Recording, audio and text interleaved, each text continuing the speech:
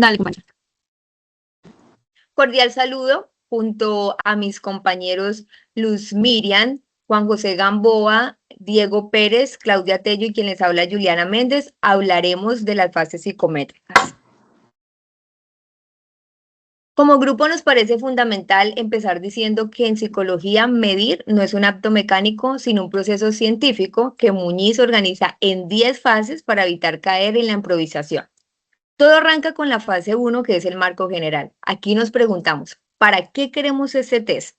Si miramos nuestra realidad en Colombia, donde el desplazamiento forzado ha dejado marcas profundas, no podemos simplemente importar un test extranjero porque los instrumentos no son universales.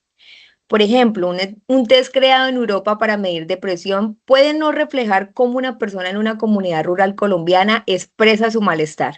Esto nos obliga a pasar a la fase 2 y 3, donde definimos las variables de forma operativa, semántica y sintáctica. Es decir, no solo le ponemos nombre a la resiliencia, sino que decimos exactamente qué conductas vamos a observar, tal como se hace en instrumentos ya validados como el inventario de presión de Beck, al definir sus síntomas.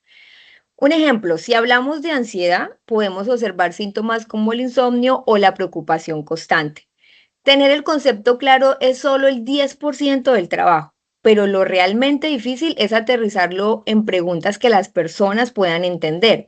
Y de esto nos hablará nuestra compañera Claudia. Exacto. Una vez que ya sabemos qué es lo que nosotros queremos medir, entramos a la fase 4, que es la construcción de los ítems, y los ítems son los ladrillos del test. Pensemos en este ejemplo. Si evaluamos la ansiedad en trabajadores de una bananera en Urabá y les preguntamos si sienten activación neurovegetativa, lo más probable es que no nos entiendan. En cambio, si preguntamos, ¿siente el corazón acelerado, sudoración cuando está preocupado? Es mucho más claro. Otro ejemplo serían estudiantes. En lugar de preguntar, ¿presenta dificultades en funciones ejecutivas? Podemos decirles, ¿le cuesta concentrarse en clase o terminar tareas? La regla de oro aquí es hablar con claridad y sencillez, usando el lenguaje cotidiano y las escalas tipo Likert. Además, se recomienda redactar hasta el triple de los ítems de los que necesitamos, porque muchos no serán adecuados. ¿Y cómo sabemos cuáles sirven? Pues para eso están las pruebas que nos explicará nuestro compañero Juan. Gracias, compañera. Para que nuestro test no sea un desastre, pasamos a la fase 5 y 6, edición y estudios piloto. El piloto es una prueba pequeña antes de aplicar el test, en donde si diseñamos un test para adolescentes, primero lo aplicamos a un grupo pequeño para ver si entienden las preguntas.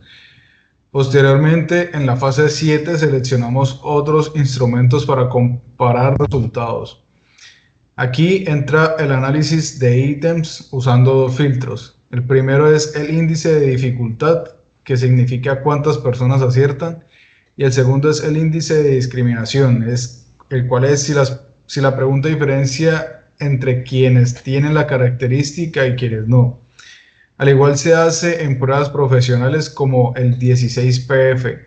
Si un ítem no cumple con esto, se elimina. Pero una cosa es que las preguntas funcionen y otra que el test completo sea preciso.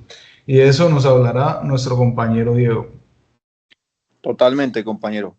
Después de realizar la fase 8, que es la aplicación formal de la prueba, pasamos a la fase 9, donde hablamos de la fiabilidad, que es la precisión del instrumento. Por ejemplo, si aplicamos un test a un trabajador hoy y mañana obtenemos resultados completamente diferentes sin ninguna razón, el test no es confiable.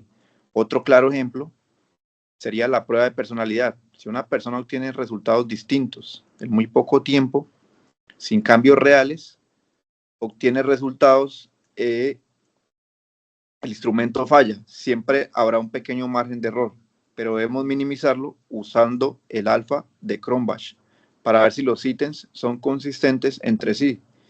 Es de anotar que como futuros psicólogos en Colombia, esto no es solo técnico, sino ético. Según el código deontológico, debemos usar herramientas confiables, pero ser precisos no garantiza que midamos lo correcto. Y de eso nos hablará nuestra compañera Luz. Bueno, para cerrar, seguimos en la fase 9 con la validez. La validez depende de la evidencia que respalde su uso. Por ejemplo, si decimos que un test mide la inteligencia, debemos demostrar que realmente evalúa habilidades cognitivas y no solo memoria. Similar a como lo justifican instrumentos como las escalas de Wechsler.